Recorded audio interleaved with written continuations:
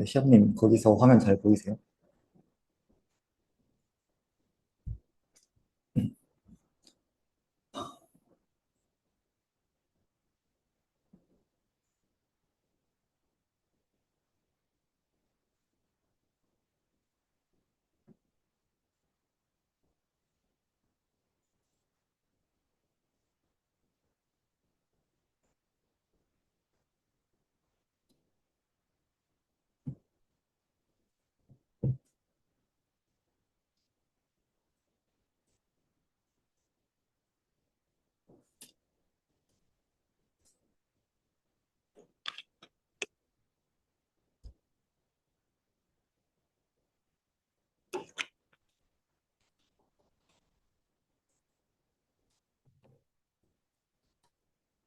혹시 반이 넘긴 했는데, 한 분만 더 오면 할게요.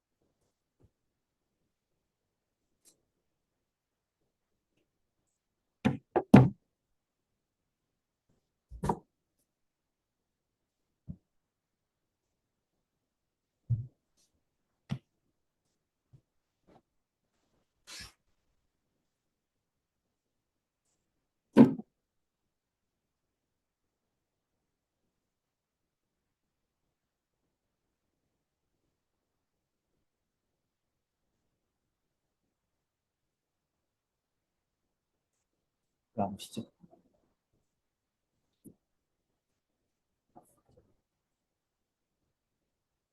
안 되는데.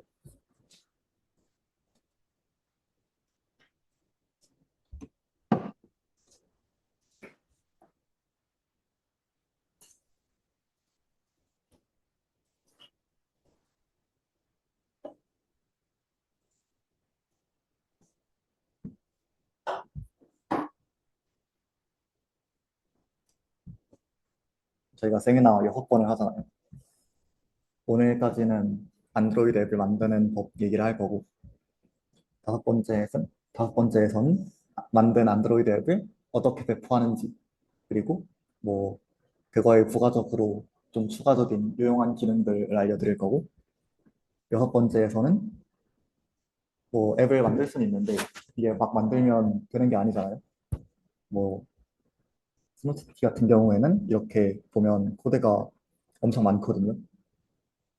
일단 프로젝트 바로 아래에 있는 폴더만 이렇게 10개가 있고, 그래서 코드를 그냥 짜는 것도 괜찮은데 좀 잘 짜는 게 중요한 것 같아요. 그래서 어떻게 하면 좋은 코드를 쓸 수 있는지 그런 얘기를 한 진짜 세미나 형태로 한번 얘기해 볼 생각입니다.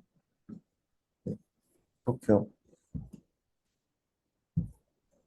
네, 지금 네 분이 남으셨는데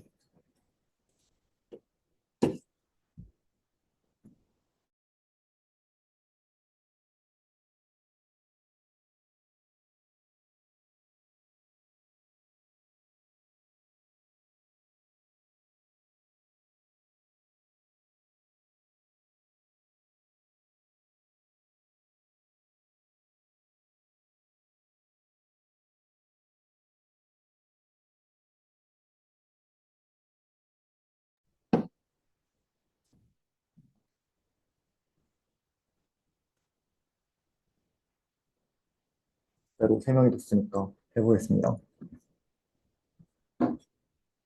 네, 지난 시간에 화면 이동을 하는 방법, 제트팩 내비게이션에 대해서 얘기했고, 그리고 실시간으로 변하는 데이터를 어떻게 다룰 수 있는지, 코틀린 플로우에 대해서 얘기를 했어요.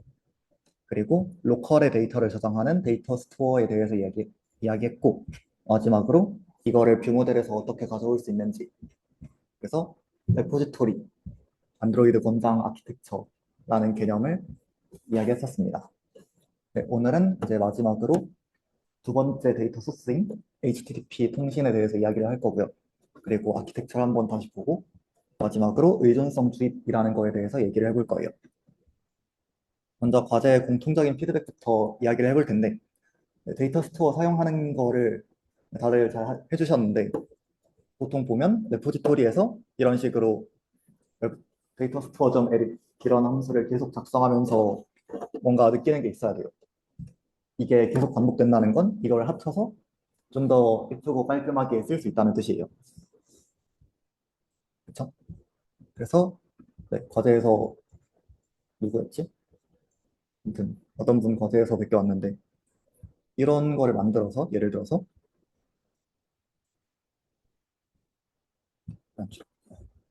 이런 클래스를 만들어서 이왕이면 앱 전체 하나만 있으면 좋으니까 싱글톤이라고 해주면 좋겠죠. 이런 거를 만들어서 우리는 얘에 대해서 add search term 아니면 remove search term 이런 거를 호출하면서 레포지토리에서는 코드를 간단하게 유지할 수 있겠죠. 이러면. 그래서 이런 것도 좋은 방법입니다. 그리고 파일 분리에 대해서 이야기를 해볼 텐데 네, 레포지토리가 있고 이 인터페이스를 구현하는 레포지터리 인플이라는 걸 따로 뒀었어요. 이런 것도 다른 파일을 써주는 게 보기에 좋습니다. 네, 스노시티 프로젝트 디렉토리 구조를 약간 발췌해 왔는데 이런 식으로 돼 있거든요. 컴포넌츠는 약간 여러 가지 앱의 여러 군데에서 계속 돌려 쓰는 그런 UI 요소들이 있을 거 아니에요. 그런 것들을 모아둔 거고 데이터 안에 이런 식으로 레포지토리랑 레포지토리 임플리멘테이션 이런 식으로 모아놨고요. 그리고 앱에서 사용할 모델들, 그러니까 데이터 클래스들을 이런 식으로 따로 모아놓고 마지막으로 UI 섹션에 뭐 홈페이지면 홈페이지 UI가 있을 거고 이 UI의 데이터가 어떻게 들어갈지 이 UI 상태를 관리하는 홈 뷰 모델이 있을 거 아니에요. 보면 하면서 느끼셨겠지만 여러분이 UI를 만지는 거랑 UI 상태를 만지는 게 이거 두 개의 파일을 계속 켜놓고 같이 봐야 되기 때문에 두 개를 같은 폴더 안에 넣어놨다. 뭐 이런 식으로 생각하시면 될 것 같아요. 돌아가서.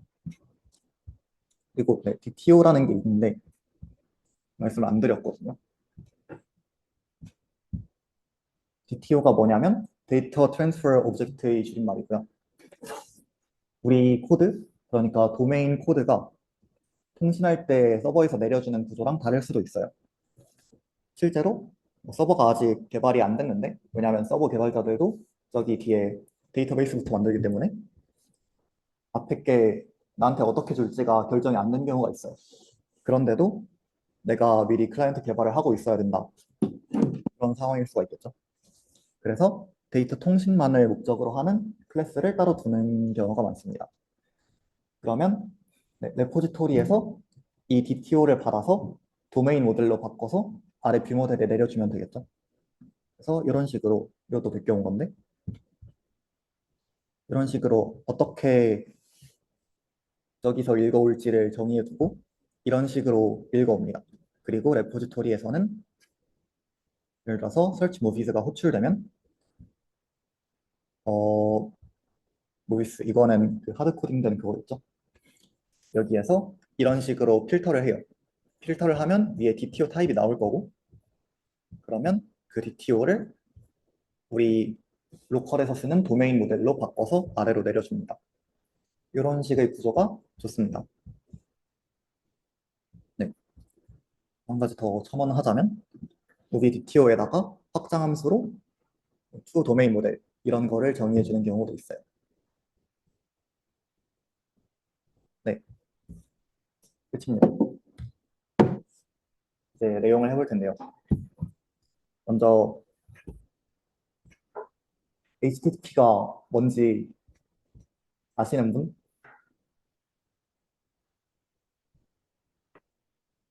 나는 HTTP를 들어봤다. 네. 근데 저희는 서버 개발자 아니라서 사실 잘 몰라도 돼요. 네. 하이퍼텍스트 트랜스퍼 프로토콜이고 트랜스퍼는 아까 말했듯이 데이터 통신을 하는 통신이라는 뜻이죠. 프로토콜이라는 건 규칙이에요. 그래서 웹에서 웹이 아니죠, 저희는. 클라이언트랑 서버가 어떻게 정보를 주고받는지 그런 거를 나타내는 용어고 네, 이런 게 있대요.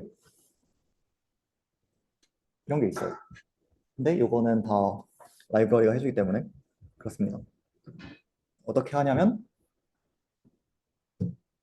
이런 뭐 HTTP 얘기를 열심히 배우고 우리가 자바 함수를 이용해서 클라이언트를 짜고 뭐 네, 그런 방법도 있는데 그냥 라이브러리 쓰는 방법도 있어요. 그래서 라이브러리 써야겠죠. 그래서 HTTP 통신을 담당해주는 OKHTTP라는 라이브러리가 있습니다. 사용법. 이렇게 클라이언트를 만들고 리퀘스트를 빌드해서 어디로 쏘겠다. 이거를 실제로 만들어서 뉴컬 써줘라. 뭐 이런 식으로 쓴대요. 이런 식으로 쓴대요. 근데 당연히 쉽지 않습니다. 왜냐하면 뭐 어떤 get, post, delete 어떤 메소드로 써야 되는지도 모르고 그리고 객체를 뭐 JSON으로 바꿔야 되는데 그것도 안 해주고 이거를 데이터 클래스로 다시 바꾸는 것도 안 되고요. 뭐 오류가 날 수도 있는데 그걸 핸들링하는 것도 안 돼요. 네, 그래서 그걸 해주는 라이브러리가 레트로핏입니다. 이런 걸 해줘요. 네, API를 인터페이스로 관리할 수 있도록 지원해준다는 건 어떤 뜻인지 아래에서 다시 설명할 거고요. 그리고 비동기 통신. 비동기라는 건 오늘 이것도 엄청 네, 열심히 얘기를 할 텐데 비동기라는 건 API 요청을 보내면 그게 서버를 타고 날아가서 다시 요청이 오기까지 아주 오랜 시간이 걸리잖아요. 그동안 다른 작업들을 할 수 있도록 설정을 해주는 걸 비동기라고 해요. 네, 네트워크 오류가 났을 때도 더 간단하게 할 수 있고요. 그리고 제이슨 타입의 무언가를 코틀린 객체로 변환해 주는 것.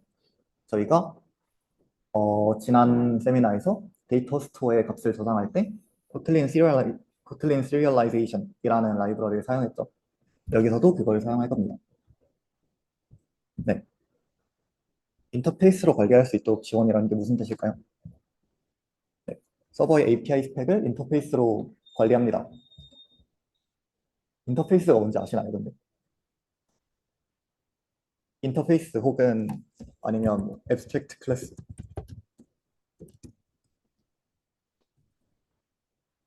오신 분?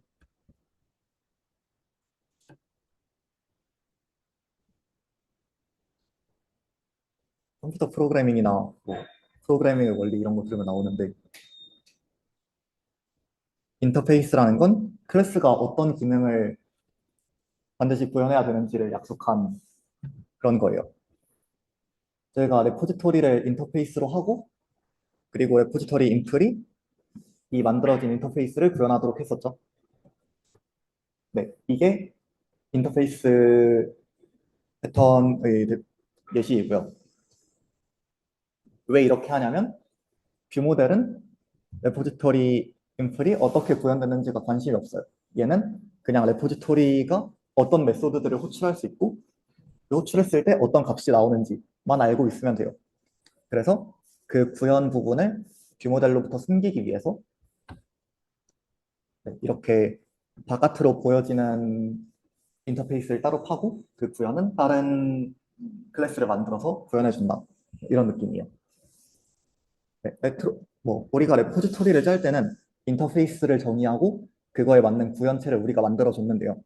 레트로핏에서는 인터페이스만 정의하면 그 구현체는 레트로핏이 알아서 만들어줍니다. 생각해보니까 저도 작년에 세미나를 들을 때 앞에서 인터페이스 이러는데 인터페이스가 뭔지 모르겠는 거예요. 네, 이런 겁니다.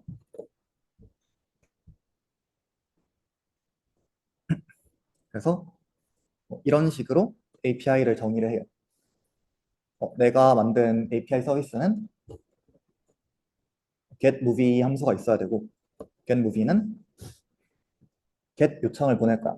get 요청이라는 건 데이터를 서버로부터 가져오겠다는 뜻이에요. 그래서 그러면 내 서버에 movies/id 이런 형식으로 요청을 보낼 거고 이 패스에 들어가는 id라는 값은 int를 받을 거야. 그래서 결과로 movie라는 값을 받아왔으면 좋겠어. 이런 식으로 정의를 한 거죠. 우리가 이렇게만 쓰면 그 구현체는 에트로피에서 만들어준다라는 거예요. 하나 더 보면 영화를 만들고 싶어요. 그래서 영화를 만드는 함수를 정의하고 얘는 서버에다가 포스트 요청을 날릴 거야. 포스트는 네, 레트로핏한테 포스트 요청을 날리겠다고 알려주는 거죠. 포스트는 서버에다가 새로운 값을 만들겠다는 뜻이에요. 그래서 뭐 서버 URL이 예를 들어서 서버 URL이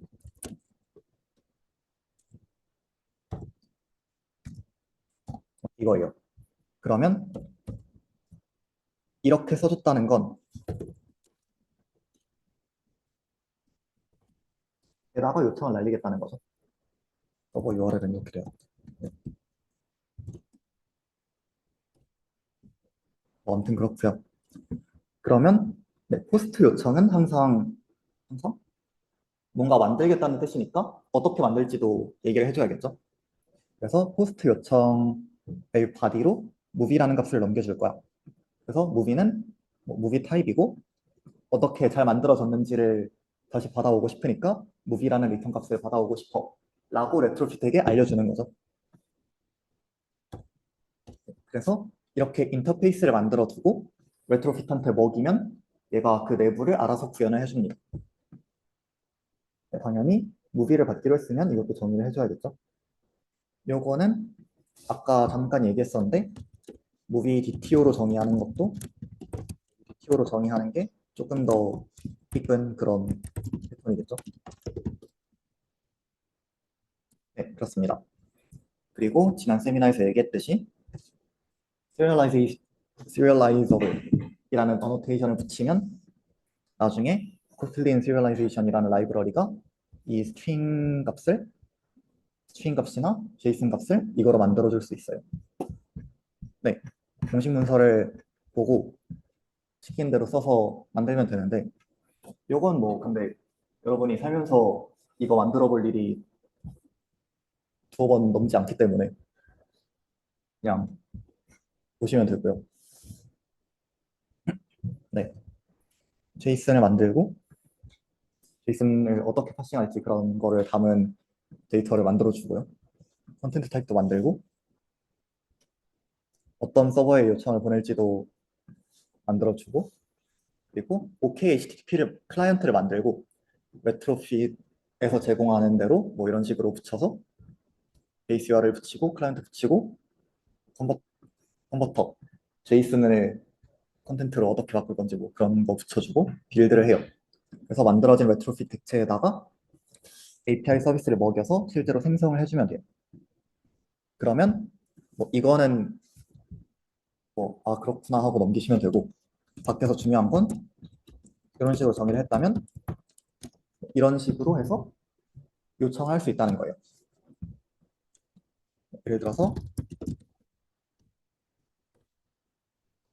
여기에 create 뭐지 이런 식으로 호출을 날릴 수 있다는 거죠.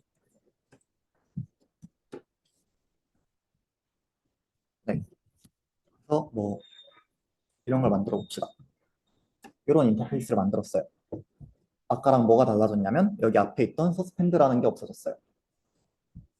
네. 그래서 person을 가져오는 함수를 만들고 싶다라고 하면 뭐 API를 뭐 잘 만들어서 REST API.getPerson 하면 person 값이 나왔으면 좋겠죠. 근데 안 돼요. 왜냐하면 이 값은 콜이나 observable이나 flowable을 받아야 된다라는 거예요. 이런 게 왜 발생하냐면 아까 말씀드렸듯이 API 요청을 보낼 때 잠시 시간이 걸리게 되는데 이게 바로 오는 게 아니잖아요. 그러면 그때까지는 값이 없었다가 이 요청이 끝나고 값을 받아오는 거 성공하면 그때야 person이라는 값이 나오게 되는 거죠. 그러니까 약간 실시간으로 바뀌는 데이터 같은 느낌이에요. 그래서 플로우도 가능하다 이런 얘기가 있죠. 네, 어려운 방법인데 요거는 그냥 보시고 이 안 된다 싶으면 모르셔도 됩니다. 아래에 더 좋은 방법이 있어요. 네, 그래서 콜을 받을 수 있다고 했으니까 콜을 써줬어요. 그래서 뭐 옛날에는 이런 방식을 썼는데 콜이라는 걸 만들어서 이 콜을 실제로 익세큐트를 하는 거예요. 익세큐트를 해서 성공했으면 뭐 person 가져오고 실패했으면 이렇게 한다. 이런 콜 방식도 있고 아니면 이 콜이 끝났을 때 어떤 일을 할지를 알려주는 방법이 있어요. 그래서 콜을 그냥 호출을 해두고 이 호출이 끝나서 결과가 나오면 이런 함수를 적용해라 라고 알려줄 수도 있어요. 이런 방식이 있어요.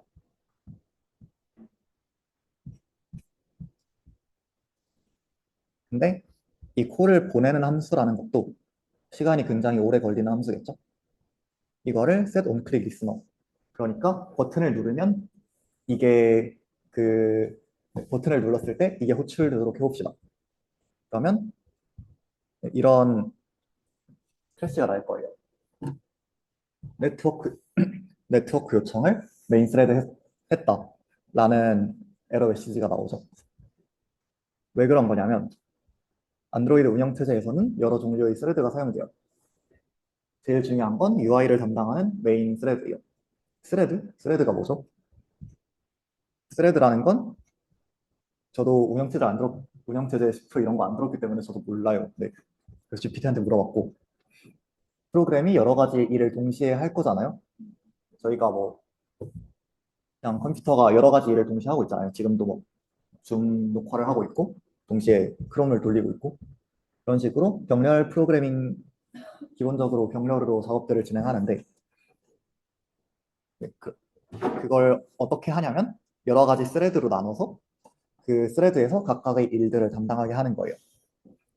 그 실행의 단위라고 보시면 될 것 같아요. 그래서 안드로이드 앱에서는 메인 스레드에서는 네, UI 스레드라고도 하고 같은 말이에요. UI를 표시하고 뭐 화면 뷰를 바꾸고 이런 거를 담당을 하고요. 오래 걸리는 작업은 백그라운드에서 실행을 할 거예요. 그래야지 지금 요청을 보내고 있을 때 요청이 다시 돌아오기를 기다리고 있을 때 사용자가 보는 앱이 안 멈추겠죠.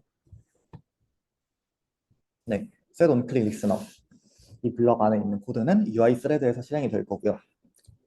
그리고 call.execute 이거는 스레드를 정의하는 작업이에요. 그러니까 서버에서 답장이 올 때까지 아무것도 안 하고 기다리겠다는 뜻이에요. 그러니까 UI가 업데이트 되는 게 멈추고요. 앱이 크래시합니다. 그러면 이런 게 떠요. 당연히 네트워크에서만 발생하는 일은 아니고 로컬 DB에서도 똑같은 일이 발생합니다. 그래서 여러분이 과제를 하실 때 서스펜드라는 걸 굉장히 많이 쓰셨을 거예요. 네. 어떻게 해결해야 할까요? 스레드를 만들면 돼요. 근데 우리가 안드로이드 앱 개발자지, 안드로이드 개발자는 아니니까 어렵겠죠? 네. 방법 2에서 얘기한 게 이 방법인데요. 콜에다가 콜을 호출해 놓고 답장이 왔을 때 이걸 실행해 라고 같이 알려주는 거예요. 그러면 나는 이거 올려만 놓고 나는 다른 일을 하고 있을 수 있겠죠? 네, 코드가 복잡해져요. 근데 문제는 이런 식으로 코드가 굉장히 복잡해지고 알아보기 힘들다는 단점이 있어요. 콜백 방식에는. 이런 거 본 적 있으시죠? 네. 그래서 이런 단순 콜백 방식이 아니라 체이닝 방식으로 비동기 프로그래밍을 하는 방법도 있어요. 좀 더 알아볼 만해졌죠? 네. 리퀘스트 1을 보내고 성공하면 리퀘스트 2를 보낸다. 그리고 그게 끝나면 리스폰스 2를 받아서 성공하면 리퀘스트 3을 보낸다. 이런 식으로 하는 것도 있어요. 네. 이런 라이브러리를 쓰면 이런 방식으로 쓸 수 있대요. 근데 저도 해본 적은 없고 간단한 방식이 코틀린 코르틴입니다. 네, 코르틴도 굉장히 어렵고 저도 잘 모르기 때문에 간단하게만 설명을 드릴게요. 네, 서스펜드 펀이라는 키워드를 많이 쓰셨을 텐데 서스펜드라는 건 중단될 수 있다는 뜻이에요. 네, 이런 식으로 한다고 생각해 볼게요. 뷰모델에서 API 요청을 보내고 있는 매우 안 좋은 코드지만 예시를 위해서 이렇게 가져왔습니다. 네, 뷰모델 search movies by name 이라는 함수를 호출하면 API 요청을 날려요. API 요청을 날린다는 건 시간이 굉장히 오래 걸린다는 뜻이에요. 그래서 뭐 예를 들어서 이게 아니라 이렇게 하고 를 한다고 칩시다. 그러면 이 리스폰스가 오기 전까지 그 뒤에 있는 거는 실행이 되면 안 돼요. 왜냐하면 이 값을 쓰기 때문이죠. 네. 네. 그래서 중지될 수 있는 함수라는 걸 씁니다. 그래서 API 클라이언트, 네, 이런 오래 걸리는 작업이 들어가면 그동안 내가 어떻게 실행되고 있었는지를 스택에 쌓아서 딴 데에 잠시 보관해 두고요. 이 요청이 끝나서 다시 나 이제 뒤에 거 실행할 수 있을 것 같아 라고 하면 다시 내가 어디까지 진행했는지를 가져와서 마저 실행을 하는 거죠. 네. 그래서 이런 중지될 수 있는 서스펜드 함수를 호출하고 싶으면 실행 환경을 제공해 줘야 돼요. 실행 환경이라는 게 이 뷰모델 스코프라는 거예요. 가장 많이 사용되는 스코프이고요. 네. 그래서 이 뷰모델이 생성되고 이 뷰모델이 생명주기 안에서 이런 서스펜드 함수들을 실행할 수 있어요. 이게 꼭 필요한 이유는 왜냐하면 이 실행될 수 있는 중지될 수 있는 뭐가 있지? 중단될 수 있는 함수가 평생 중단이 안 되고 계속 남아 있을 수도 있잖아요. 그래서 이런 뷰모델 스코프 안에서 호출을 하면 이 뷰모델이 죽으면 그 안에서 호출되고 있던 서스펜드 함수들도 다 중지가 되는 개념이에요. 네, 코르틴까지 설명을 쭉 달려왔는데 어떻게 이해하고 계신가요?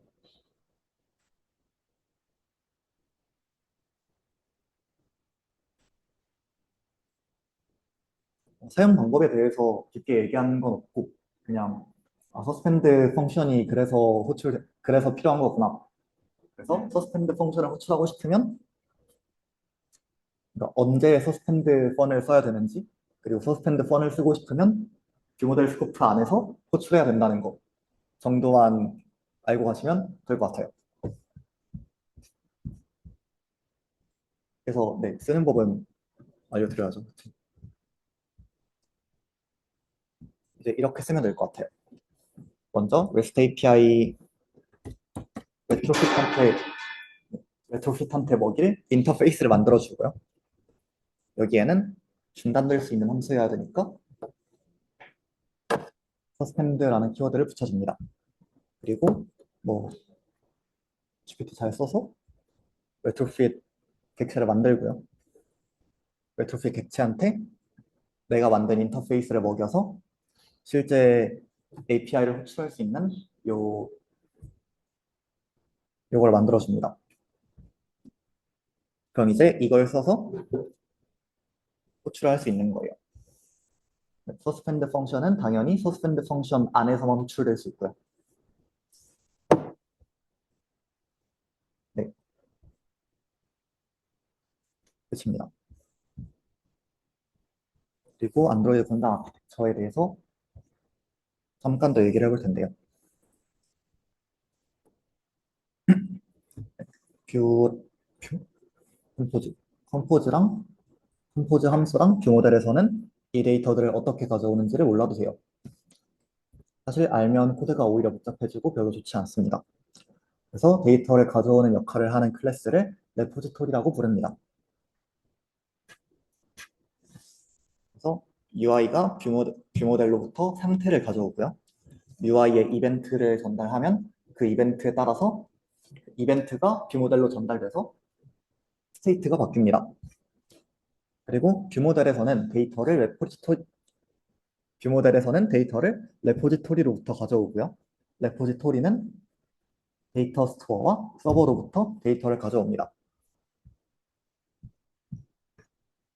그래서 레포지토리는 이렇게 인터페이스 형식으로 구현을 하고요.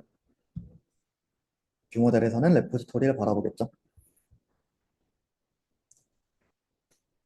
레포지토리는 인터페이스였기 때문에 이게 실제로 어떻게 구현되는지는 또 클래스를 만들어서 정의해줘야 돼요. 그래서 무비 레포지토리를 상속받는 무비 레포지토리 인풀이라는 걸 만들고 각 메소드들을 오버라이드 해줄 거예요.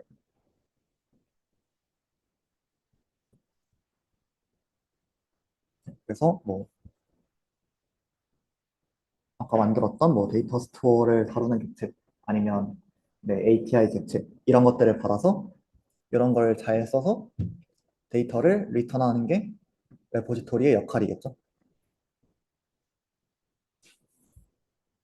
네, 그냥 재워놓기용 코드입니다. 이런 식으로 책임 분리를 명확하게 하고 코드를 깔끔하게 유지할 수 있어요. 네, 근데 여러분이 하면서 느끼셨겠지만, 그러니까 그러니까 클래스잖아요. 클래스고 클래스라는 건 실체가 없는 거죠. 아직은 이 클래스에다가 실제로 무비 크롤러, 무비 서버, 무비 스토어라는 것들을 집어 넣어서 실제 인스턴스로 만들어야 돼요. 근데 그걸 어디서 하냐라는 게 문제죠. 지난 세미나에서는 뷰모델 팩토리라는 걸 둬서 거기에서 이 뷰모델을 실제로 어떻게 만드는지에 대해서 알려줬어요. 근데 해보셔서 아시겠지만 굉장히 복잡하고 좋지 않습니다. 이거를 자동으로 해주는 걸 배울 거예요. 이걸 의존성 주입이라고 부릅니다. 의존성이 뭔지 얘기를 해야 될 텐데, 의존성이라는 건 A 객체가 B 객체를 사용한다는 거예요. 다시 말해서 A의 실제 인스턴스를 만들 때 B 객체가 필요하다는 거예요. 뭐 엔진 클래스가 있어요. 카 클래스가 있죠. 카 클래스는 엔진이라는 인스턴스를 실제로 만들어서 여기에 스타트를 호출을 해요. 그렇다는 건 카가 엔진을 사용한다는 뜻이죠. 엔진을 실제로 만드니까요. 똑같아요. 우리가 프로필 스크린을 만들고 싶어요. 그러면 뷰 모델을 만들어야겠죠? 근데 뷰 모델을 만드는 데는 레포지토리가 필요해요. 아까 봤던 것처럼. 그리고 레포지토리를 만드는 데는 API가 필요해요. API는 그냥 있죠. 그래서 이론적으로 우리가 뭔가 써는 방법을 쓰지 않으면 이런 짓을 해야 된다는 거예요. 근데 당연히 이 API 만들고 뭐 뷰 모델 만들고 레포지토리 만들고 한 게 스크린이 데이터를 어디서 가져오는지 모르게 하고 싶어서 얘네들을 이렇게 하나하나 나눠둔 건데 지금 보면 어떻게 가져오는지 다 알고 있죠. 그래서 이게 싫다는 거예요.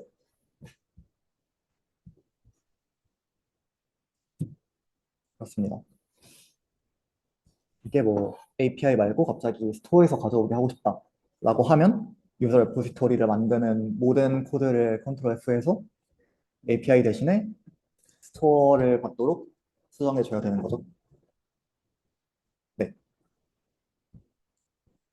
그리고 테스트도 어렵다라는 단점이 있어요. 프리뷰 그리는데 이거를 뭐 미리 보기를 보고 싶어요. UI가 어떻게 생겼나. 근데 API를 만들고 레포를 만들고 뷰 모델을 만들어야 된다는 게 말이 안 되죠. 이런 게 의존성입니다. 이거 의존성 뭔지 이해하셨나요? 의존성이 뭔지 아시겠나요? 네. 왜냐면 의존성이 뭔지 모르면 뒤에 10분 동안 할 얘기가 뭔지 정말 심심하실 거기 때문에.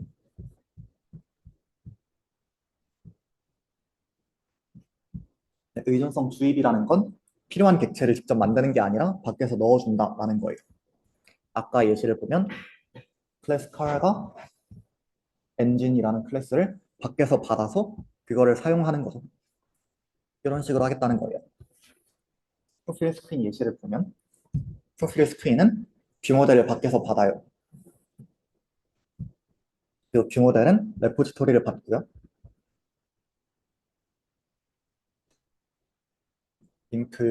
네, 레포지토리는 API를 받죠. 이런 식으로 하겠다는 거예요. 사실 아까랑 똑같아요. 객체를 실제로 만드는 게 자기가 필요한 것만 알게 하고 싶다라는 게 이거의 모티베이션이고요. 그래서 여기 안에서 뭐 객체를 실제로 만드는 거 없이 다른 데서 객체를 만들어서 넣어주고 싶다라는 거예요. 그럼 객체를 실제로 만드는 건 누구죠? 적어도 여기에서는 객체를 만드는 애가 없죠. 그래서 이걸 우리는 이렇게만 쓰고 이 객체를 실제로 만들어서 넣어주는 라이브러리를 쓸 거예요. 네. 다시 우리는 각 컴포넌트들이 어떻게 연결되는지를 이 라이브러리한테 알려주고요. 그러면 이 라이브러리가 내가 뷰 모델을 호출할 때 레포지토리를 만들어서 뷰 모델에 꽂아줍니다. 안드로이드에서는 대거 힐트라는 라이브러리를 써요. 우리가 주입해야 되는 의존성은 UI가 뷰 모델을 쓰는 거가 있고요. 뷰 모델이 레포를 쓰는 게 있고요. 레포가 데이터 소스, 데이터 스토어랑 API를 쓰는 의존성이 있죠. 여기에 대한 의존성들을 힐트가 넣어줄 거예요. 한 번 더. 대거 힐트는 뭘 하냐면 누가 어떤 걸 쓰는지를 우리가 선언을 해요.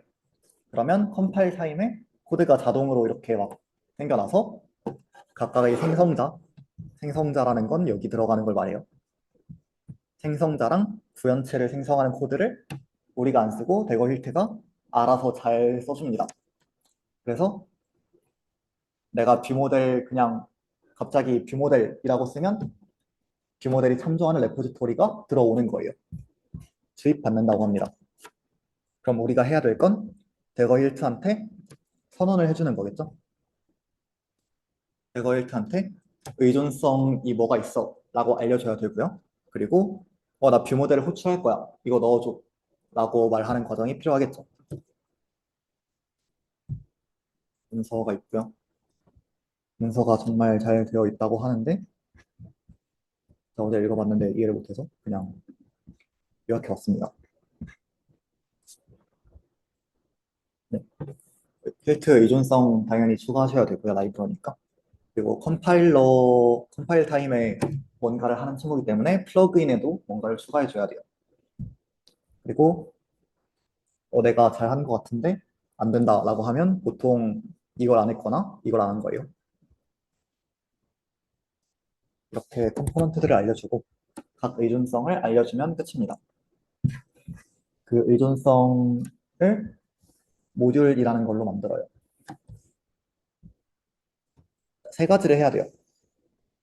코드로 보면서 말하는 게 가장 쉬울 것 같은데 안드로이드 컴포넌트를 알려줘야 되고요. 데이터 레이어, 그러니까 데이터 스토어를 레포한테 넣어주는 게 있을 거고 API를 레포지토리한테 넣어주는 게 있을 거예요. 데이터 레이어에 대해서 써줘야 되고 마지막으로 뷰모델에 대해서도 써줘야 돼요. 봅시다. 애플리케이션 위에다가 이거 붙여주면 되고요. 액티비티 위에다가도 이거 붙여주면 돼요. 엔트리 포인트라고 써있긴 한데 엔트리 포인트라는 건 모든 액티비티를 말하는 말입니다. 그리고 뷰모델 위에다가도 이걸 써주면 돼요. 자세한 건 아래에서 다룰 거예요. 네. 데이터 스토어 모듈이라는 걸 만들고요. 이거는 힐트 모듈이다 라고 알려주고 이거는 모든 프로젝트에 인스턴스가 딱 하나만 있었으면 좋겠어요. 그래서 싱글톤이라고 알려줍니다. 그래서 모듈 안에 뭐가 들어있냐면 provides, 그러니까 데이터 스토어 프리퍼런스 타입의 객체를 제공하는 방법을 알려준다 라는 뜻이에요. 컨텍스트가 들어오면 데이터 스토어 프리퍼런스를 이렇게 생성할 수 있다 라고 힐트한테 알려주는 거예요.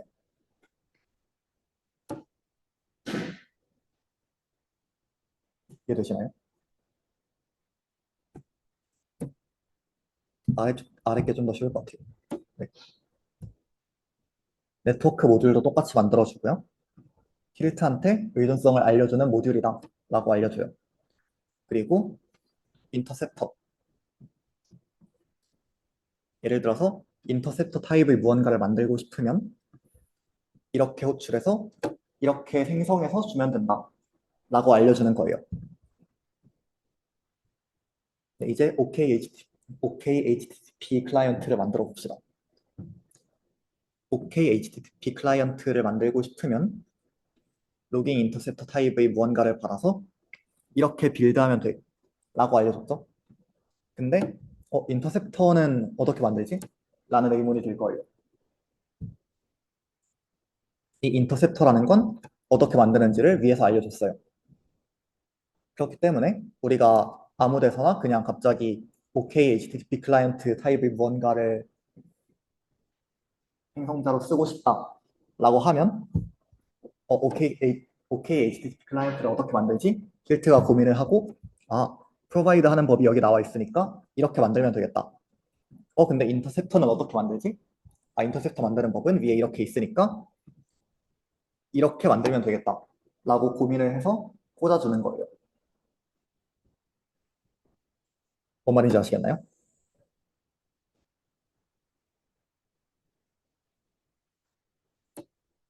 그 아래는 똑같아요.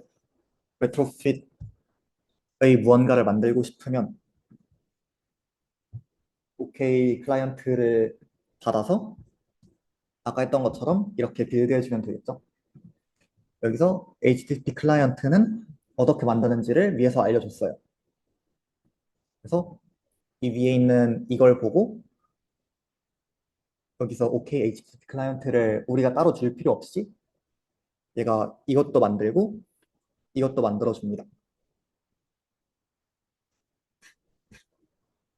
마지막으로 Movie REST API라는 거를 주면요. 이런 타입의 무언가를 만들고 싶다라고 하면 얘가 알아서 레트로핏 객체를 만들어서 Movie REST API에 맞게 생성을 해줍니다. 이게 네트워크 모듈이에요. 네. 뭘 한 거냐면 사용법은 그냥 보시면 보고 따라하시면 되고요. 뭘 한 거냐면 내가 앞으로 이렇게 쓰면 이걸 어떻게 만드는지를 필트가 알고 있죠. 그래서 그냥 이렇게만 쓰면 알아서 잘 들어간다라는 소리예요. 이 실제 인스턴스가.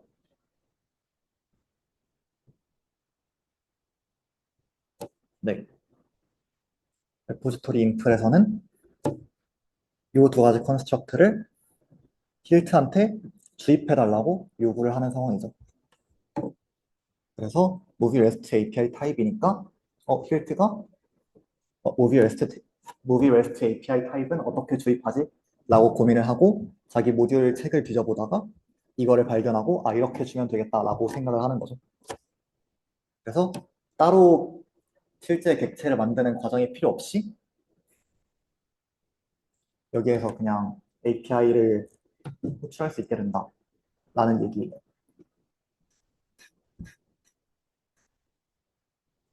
네, 뷰모델. 뷰모델에다가도 레포지토리를 주입해 주어야 하는데요. 레포지토리 인터페이스를 주입하게 되죠. 레포지토리 모듈을 작성해 줄 거고요. 똑같아요. 필트한테 내가 지금부터 이거 어떻게 만드는지 알려줄게 라고 얘기를 하고요. 여기서는 바인드라고 부릅니다. 그 인터페이스와 그 구현체를 연결해 주는 과정이기 때문이죠. 네. 무비 레포지토리 타입의 무언가를 만들고 싶으면 똑같아요. 무비 레포지토리 인플이라는 걸 가져와서 생성을 하면 된다 라고 알려주고 있어요.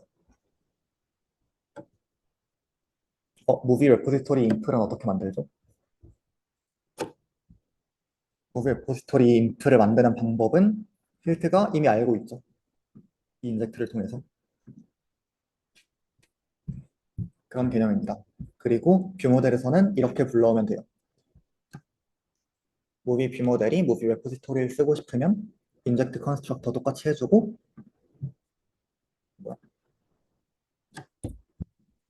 무비 레포지토리를 쓰고 싶다 라고 얘기를 하면 되겠죠. 그러면 힐트가 알아서 뷰 모델이 생성될 때 무비 레포지토리 객체도 만들어서 무비 레포지토리 인스턴스도 만들어서 꽂아줍니다. 네. UI에서 뷰 모델을 가져오는 건 간단해요. 이 무비 뷰 모델이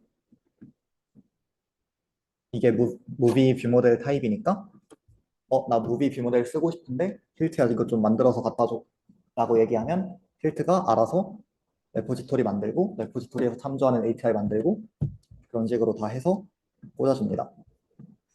그러면 우리는 그냥 무비 뷰 모델에서 UI 스테이트를 읽어서 보여주기만 하면 되는 거예요. 이거 이해되시나요?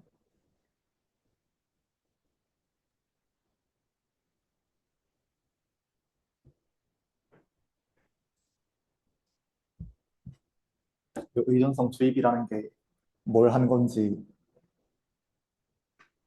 이해가 되시나요?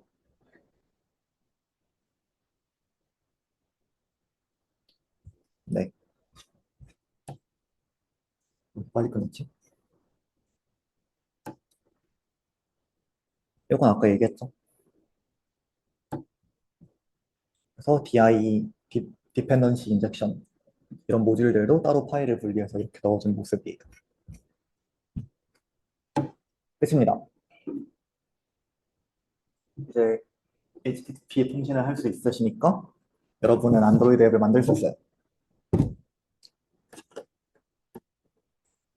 세미나가 두 번이 남았는데 다음 세미나에서는 앱을 만들었으니까 어떻게 배포를 하는지에 대해서 얘기를 할 거고요. 그리고 안드로이드 지식은 아닌데 여러분이 서버 개발자랑 협업을 하게 되실 거예요. 토이 프로젝트에서. 그런 데서 약간 그래도 뭔가 아무것도 모르고 앉아있으면 좀 그러니까 기본적인 상식들에 대해서 알려드릴 예정입니다. 작년에 저거 몰라서 토이 프로젝트 하는데 서버 개발자분들한테 로그인 어떻게 하는지 막 배우고 있었어요. 과제는 간단하고요. 많진 않을 거고요. REST API를 써보는 거 정도예요. 일단 파일 구조를 좀 깔끔하게 해보면 좋을 것 같아요. 그런 것 좀 신경 써주시면 좋을 것 같고, 네. 원래 하드 코딩되어 있었던 데이터를 API를 사용하도록 변경합니다. PMDB API라는 사이트가 있는데 여기에 회원 가입을 하시면 돼요. 그러면 그냥 무료로 제한 없이 그 영화 API를 쓰실 수 있어요. 아, API 키를 줄 거예요. 그러면 회원 가입을 하면. 왜냐하면 아무나 여기에다가 뭐냐 아무나 API 요청을 날리면 서버가 디도스 공격을 받아서 터질 테니까 허용된 사람한테만 API 요청을 보낼 수 있도록 하는 거죠.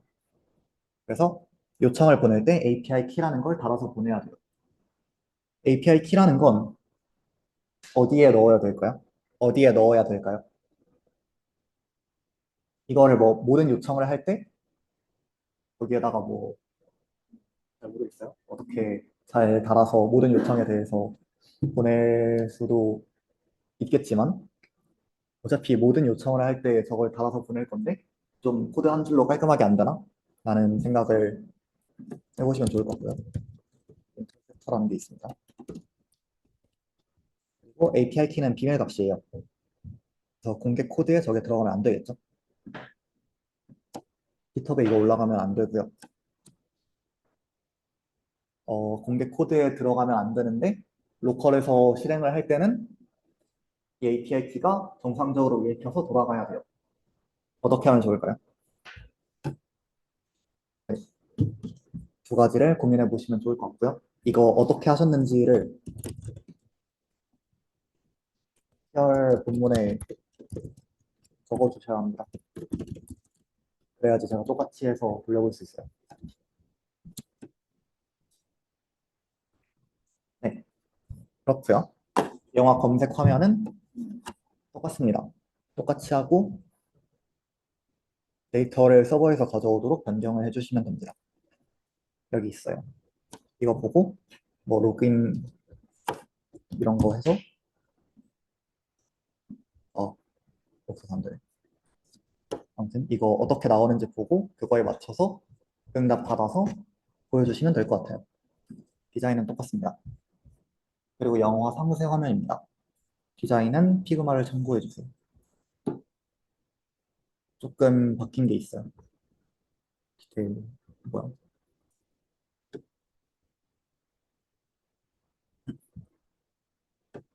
네, 대부분 비슷하고 여기 시간, 연도 그리고 저거 뭐라 하지? 제한 나이 이런 것도 있고 그리고 아래에 추가된 것도 디테일에는 있으니까 써주시면 좋을 것 같습니다. 오, 안녕하세요. 그리고 뭐 성인용이면 이런 식으로 빨간색 별 18을 써주시고 장르가 많으면 가로 스크롤 되도록 해주세요. 이게 여기 아래로 들어가서 안 나와야 되는데 왼쪽 이것처럼 제가 비교가 몰라서 그냥 못하니까 이렇게 되더라고요. 네, 영화 제목이 길면 이렇게는 저번에도 있었죠. 입니다. 추가적으로 할 건 많지 않은 것 같죠. 그리고 이것도 데이터를 서버에서 가져오도록 변경해 주시면 됩니다. 그리고 의존성 주입을 적용해 주시면 돼요. 앱 전체에 의존성 주입이 다 적용되어 있으면 좋을 것 같고요. 이렇게 세 개가 만들어져야 합니다. 요거는 당연히 이걸 안 해도 코드가 잘 돌아가기 때문에 이걸 잘 하셨는지 어떤지는 제가 눈으로 보고 판단할 생각입니다. 네, 제대로 되지 않았다면 수정 요청을 할 수도 있습니다. 네, 끝입니다. 어제 기한은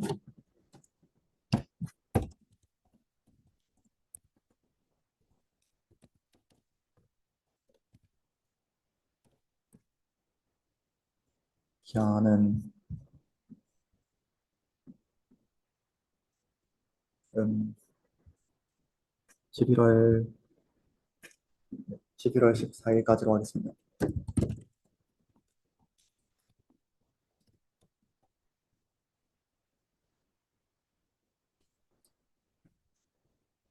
과제나 뭐 앞에 세미나 내용 관련해서 질문 있으신가요?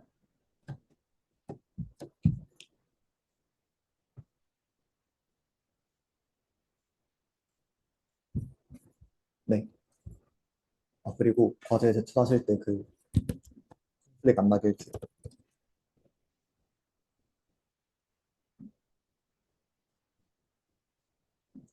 예를 들어서 뭐 이런 식으로 그냥 들어갔을 때 컴플릿 안 해.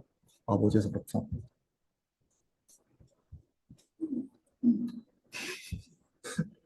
네. 아무튼 컴플릿 안 나고 제가 바로 뭐지 할 수 있게 해주세요. 네. 이상입니다. 고맙습니다.